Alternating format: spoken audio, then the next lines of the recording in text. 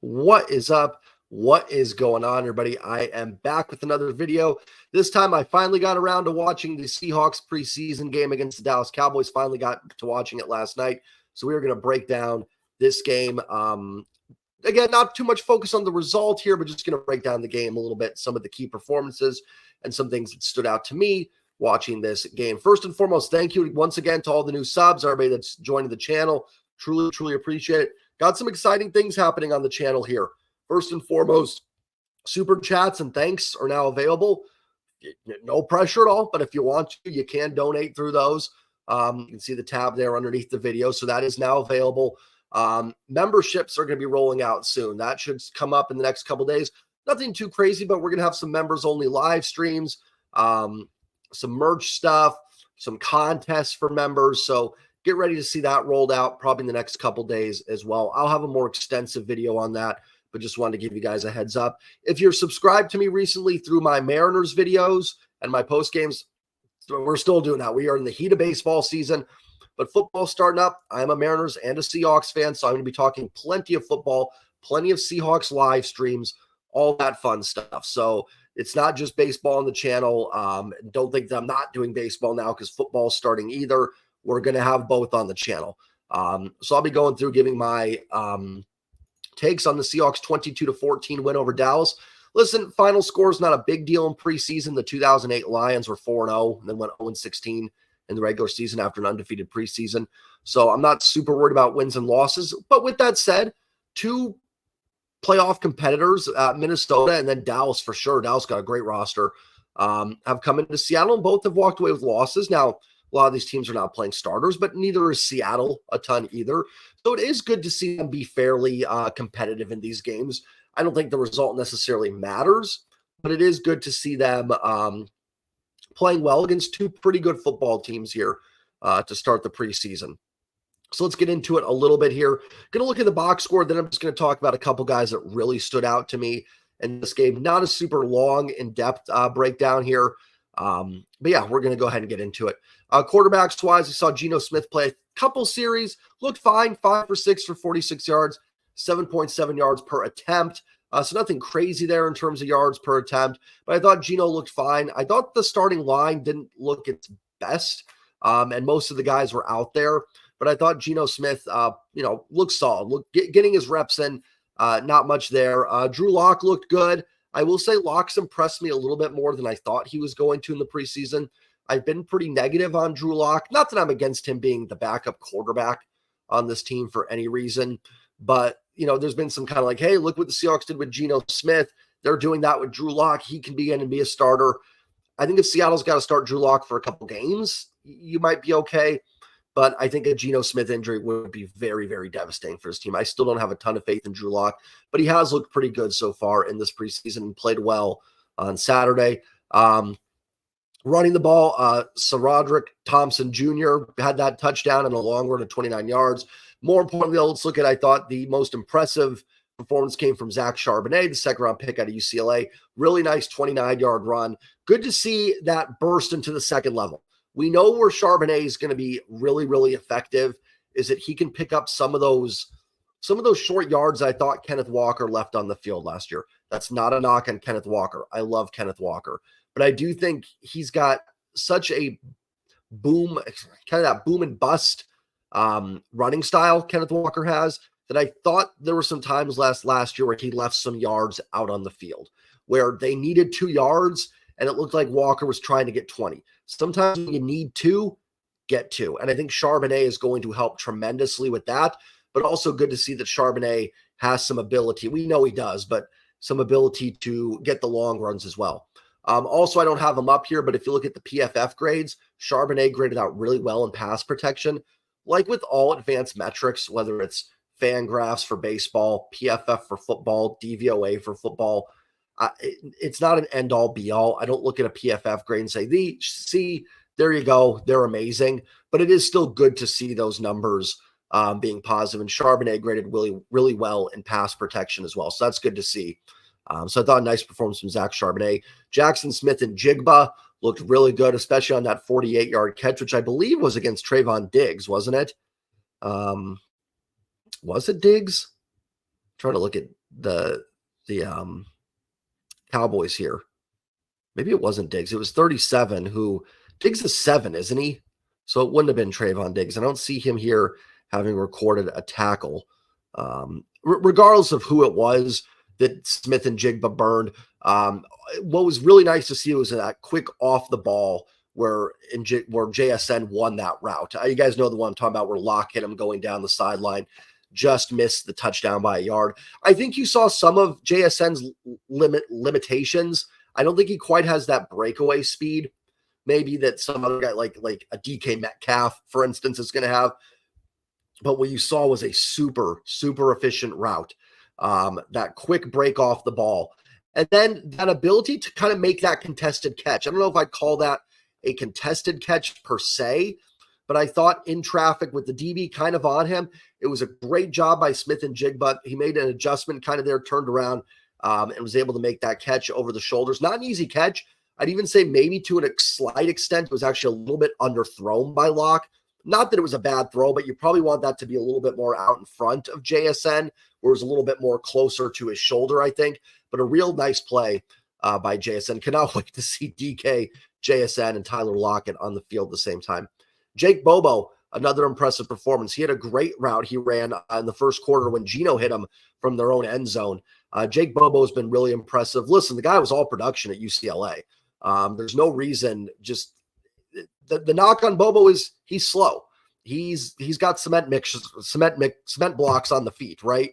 What was it, like a 4.9 or something 40 time? I mean, that's slow. But again, how many times? 40 times can be great. And it's not, I don't knock measurables at combine because they can matter. You can get guys that are physically athletic freaks that maybe didn't play in the right system in college. They test real well in the combine and they go on to have good careers because they get good coaching. So, but here's the thing. Rarely are you ever just running 40 yards straight in the NFL. Now, wide receivers probably more than other positions are doing that, but it's running routes. It's making adjustment. It's footwork. It's your hands. It's all those things. And Jake Bobo has all of that. There's no reason outside of that 40 time that he can't be a good receiver. Now, that may limit him. Speed does matter, but Jake Bobo has been really impressive, and he plays special teams. Man, it's hard right now to see how Jake Bobo doesn't make this team. I'm not getting all up and going, oh, man, it's not the three-headed monster of Lockett, JSN, and Metcalf. It's the four-headed monster with Jake Bobo in there.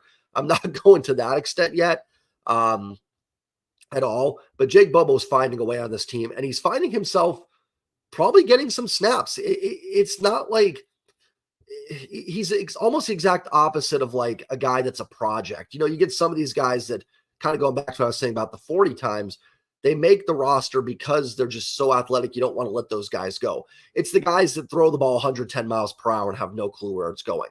It's like, hey, you know, we're going to keep that guy in the roster. He throws hard. We'll develop the control. Bobo's kind of the opposite. He's not throwing 100 miles per hour, but he's dropping in strikes. He's just kind of doing everything well. And that's someone that can come in and play from day one. Again, I'm not saying Bobo is going to be getting 40 snaps a game, but it's someone that can play 10 to 15 snaps and looks like could be productive for this team.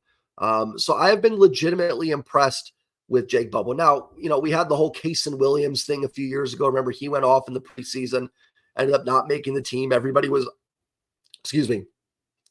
up in arms about it. Didn't end up being a big deal. Could be something similar here.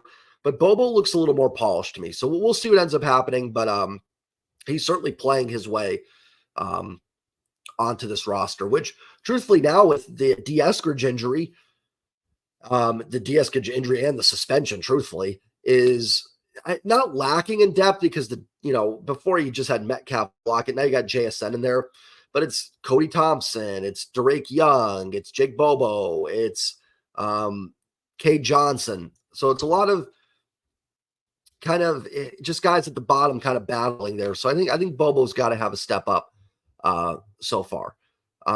Defensively, I want to talk a little about the defense because I think we know the offense can play. I mean, barring anything crazy, or just a massive step back from Geno, this should be a pretty good offensive unit. I think we have some questions on the offensive line. Is it going to take that step forward?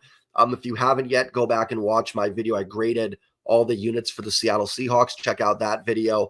I think there's a lot of upside to the line. I think you've got maybe the best young tackle duo in the league with Cross and Abraham Lucas. I think both those guys are possible Pro Bowlers, but they're also in their second year, and they played great as rookies, but will they take the next step forward? Now, even if they don't, they're still solid players. But if you want to get that O-line from that C plus B minus or C or wherever you have them rated to a B plus A, then you kind of need that next step forward. So that's another question. Evan Brown at center, how will he play?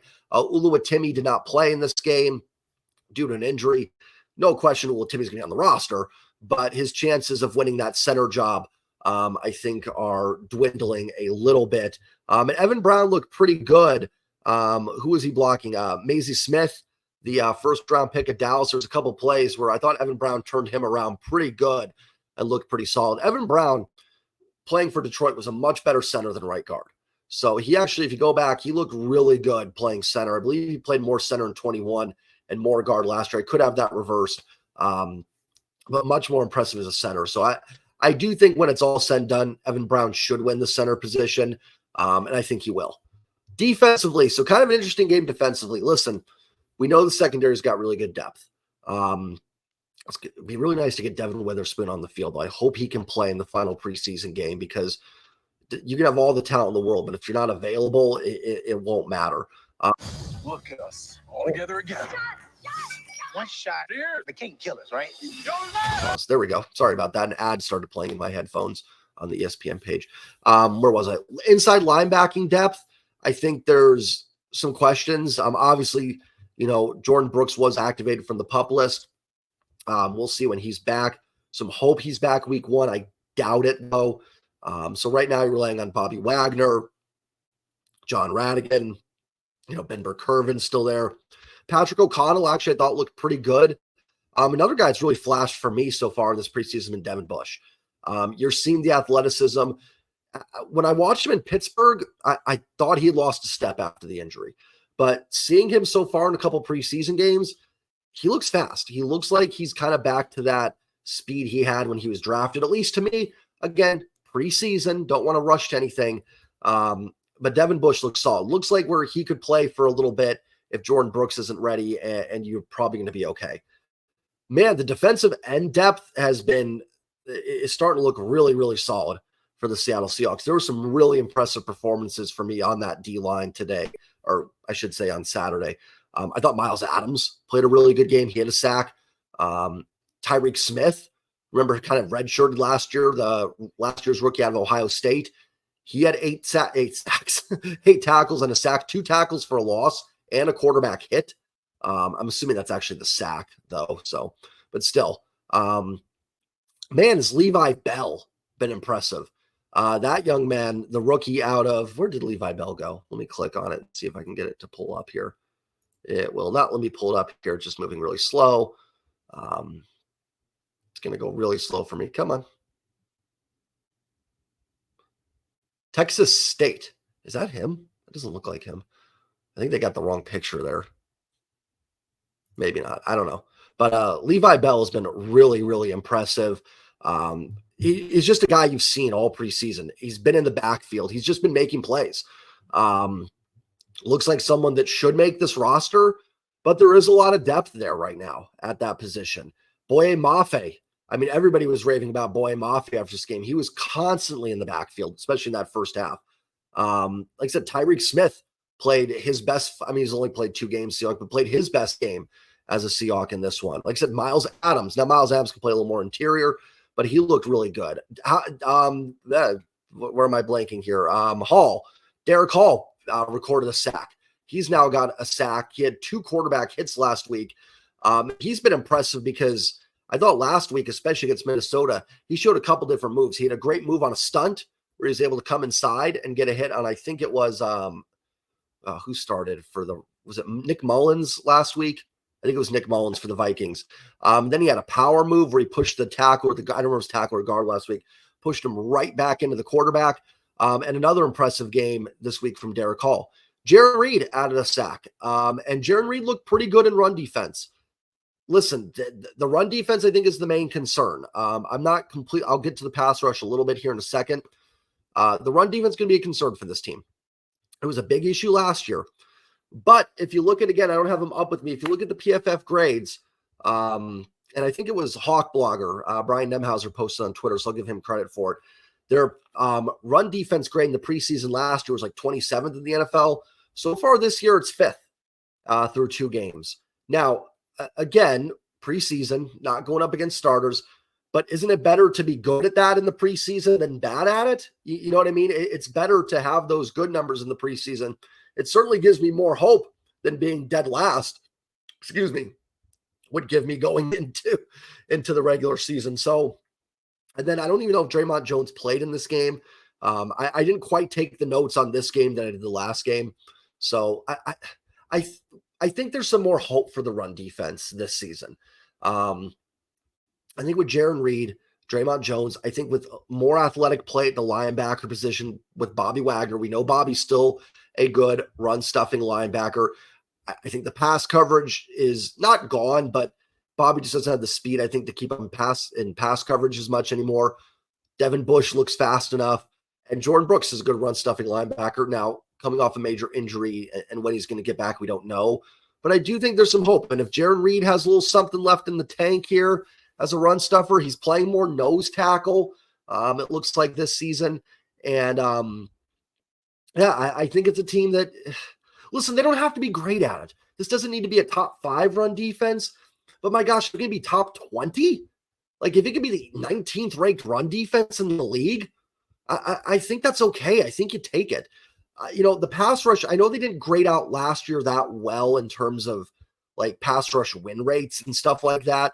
And they are still, I talked about this last week, they still don't have that alpha pass rusher. And by alpha, I mean your Chris Jones, your Nick Bosa, your TJ Watt, your Micah Parsons. If I'm forgetting another name, I apologize, but just top of my head there. You don't have those guys. You do have a lot of guys that can get you 6 to 8 sacks, I think. I am a little worried in terms of like, I don't know how consistent some of these guys are going to be. I think the pass rush is going to have streaky games. I think you're going to see games with this pass rush where you go, wow, this looks like a top 5 pass rush. And I think you're going to have a few weeks where you go, can this team get a hit on a quarterback for the love of Pete? You know what I mean? I think you're going to have a lot of those type of games, but there is some good depth. I mean, we didn't mention Darrell Taylor, Chenna Nwosu. Mafe looks like he's maybe taking a step forward, and we know Mafe's a good run-stuffing DN, or I should say edge rusher more than DN. Draymond Jones should help with the pass rush. Jaron Reed he's okay. He's an okay pass rush. You can get to the quarterback. Derek Hall looks good. Again, preseason, but Derek Hall looks really, really good here. Who am I missing as well? Miles Adams has a little pass rush in him, got the sack the other day. So, see if Tyreek Smith gets on the field. We'll see what happens. I think there is some depth there where you could have a lot of guys getting 7, 8 sacks. One of the things that made that 2005 team that went to the Super Bowl so dangerous was they didn't really have that alpha either, but they had a lot of guys getting 5 to 10 sacks. Now, I don't know what the pass rush or win rates were in 2005. I have some concerns, but I do think there's at least you have some guys, and hopefully through the depth, you can generate some pretty good pass rushing. I've been a little bit impressed. I've been impressed with the depth in this preseason overall. Some of these guys, like, I mentioned, but Tyreek Smith, Levi Bell, Mafe, Hall, guys on the D-line that may not even be starting, but it looks like you should have a pretty good rotation here on the defense. So it might not be the best, but the depth looks better than I've seen from this team in a while. One of the things that made this team so great, I'm not comparing this team to the LOB era, but they used to just blow teams out in the preseason because the depth was so good. Think of how many guys didn't even make those teams. Guys like Will Blackman, who went on to start in Jacksonville. Spencer Ware couldn't stay on this roster, ended up having a pretty good career, a decent career in Kansas City. Who was the D tackle? Jay Howard, that ended up playing in Kansas City for a little bit. Those were guys that couldn't even make the Seahawks team. That's how good the depth was. Again, I'm not comparing this team to that, but it's good to see the depth playing well. That was something that kind of dropped off after the LOB era when you kind of got into that 2016, 17 to 21, when it was more a Russell Wilson-centric team.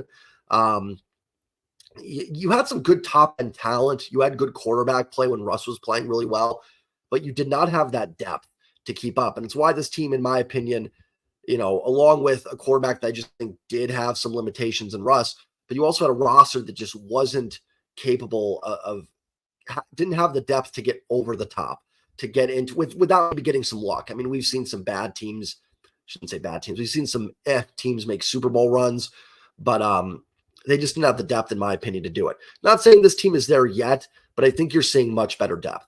Let's move on to the secondary. Michael Jackson was kind of the what do you want to call it? I don't know. I can't think of a name for it, but he got the most struggled the most, I think, of anybody in the secondary. He was getting ripped on. You can see it on Twitter and everything like that. Didn't think he played very well. I tried to watch him specifically because anytime there's a narrative like, oh, this is the guy that just played terrible, I'm always like, okay, how terrible was it? I don't think he was as bad as some people were making it out to be. He certainly didn't play well. Listen, I think Michael Jackson is a decent player. I think he's good depth. I did a fine job last year. But you want Devin Witherspoon to have that job. I mean, at the end of the day, Devin Witherspoon needs to get on the field. I really hope he can play in this final preseason game because I think it's hard to hand a starting job to somebody that hasn't even played in a game yet. But man, if Devin Witherspoon can get healthy, that should be his job. Trey Brown, I thought, played pretty well, had an interception. He's looked better to me than Michael Jackson so far in preseason. Although the first game, I didn't think either one of them played that terribly. A guy that's actually playing pretty well for Seattle is Artie Burns. I wonder if Seattle trades a corner at some point here. I think you've got some really good depth here. Listen, regardless of what's going to happen with Devin Witherspoon, he's going to play eventually. He's a number 5 pick in the draft. You didn't draft him number 5 to sit in the bench, even if he does miss preseason. I know there were some talks of Witherspoon maybe playing the nickel. I don't know how they're going to do that. I think a lot depends when they get Jamal Adams back. And listen, nickel in the modern NFL is very important. It's on the field. This isn't the 80s or the 90s. Nickel's on the field maybe 85 to 95% of the time.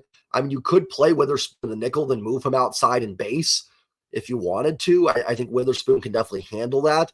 But again, I want to see Witherspoon on the field too. This is all speculation. I'm pretty confident Devin Witherspoon's going to be a great player. And I have no regrets about the pick. I loved it at the time. I still do. But I want him out on the field as well. But yeah, some really good depth there. I thought Trey Brown looked really good in 21 before his injury. So good to see him back out there. I think Michael Jackson's fine. Like I said, I'm curious if maybe they trade a corner, maybe for another position somewhere just to see. I don't think you're going to get a ton for these guys, but maybe an extra draft pick, something like that you can use down the road as well. I know some people are talking about if they could trade an edge player. I think unless you have that alpha, and again, I'm just using that term just to, again, describing the Parsons, the Bosas, those guys, I think you want to hang on to that depth. I think you can rotate these guys in so much that I think you want to use every single one of them. And you hope that even though it's a lot of like maybe non-elite pass rushers, it's more high-end pass rushers than elite, you put these guys together and you can create a pretty good pass rush. Corner, I can see trading the depth from. And also, I mean, truthfully, if Jamal Adams gets back, you can have Julian Love play in the slot. So that's another option for you. Kobe Bryant can play in the slot, even though he's been playing safety so far.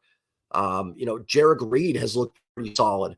The 7th round draft pick this year has played well in the secondary. So you have enough depth there to make something happen. Like I said, Artie Burns has played pretty well. You could look at trading a Trey Brown, Michael Jackson, and Artie Burns can make this team. It's not out of the question as well. So, yeah, that's pretty much my take on it. Listen, the main takeaway for me in this game, the depth looks pretty solid for the Seahawks. They're controlling these games. They're in the 3rd, 4th quarter. You're seeing guys out that look like they could be players. That was something, like I said, towards the end of the Russ era, they were just missing, and they had a lack of draft capital. Now, part of that is just, this is going to sound kind of douchey, but they were winning a lot of football games. From 2012 to 2020, I mean, outside of 17, and even in 17, they won 9 games. They were in the playoffs every year. I know they traded away some first-round picks, but they're picking 24, 27, 30, 31, 32, 23, 24. That doesn't mean you can't find good players there. But it was a team in a win-now mode, so they traded some picks for players. they did some things to try and make that team go over the top again. It didn't work out, unfortunately, really, after the Super Bowl era, but now they're back to loading up that draft capital, and you're seeing it pay off. We know how good last year's draft class was. Again, want to see Devin Witherspoon on the field, but this one's looking pretty good as well. And they're starting to build that depth back up. And to me, that's going to be the most important thing for this team, really in 2023, which can help them compete. Hopefully for division, we'll see. I don't know if they're quite there with San Francisco yet. San Francisco has some quarterback questions as well, so they've got some issues too. Run defense has been good so far in the preseason. That was by far, if you had to ask me, what are the Seahawks' biggest concerns coming in 2023? To me, it was the run defense. It just wasn't good last year, and I don't know about the talent. But hopefully, I know they're changing the scheme around a little bit. Last year, they had a lot of guys taken on, and I could be wrong on this. Again, my football expertise sometimes, but I think they're kind of had their defenders taking on two gaps last year. You saw a lot of it. This year, it's more one gap defense, if I'm correct on that. Correct me if I'm wrong on it, but I think that's going to help as well big time. So let me know what you guys think of this team in the comments down below. Hopefully you guys enjoyed this video. Hopefully you guys are ready for football season. I know I am. One more preseason game, and then it is time for regular season football. Finally. Join me tonight. I will have the Mariners post-game recap up after the Mariners and the White Sox. Have a great day, everybody. Enjoy your Monday. And as always, go Mariners. Well, yeah, go Mariners and go Seahawks. Have a great day, everybody. I will see you all later tonight. Peace.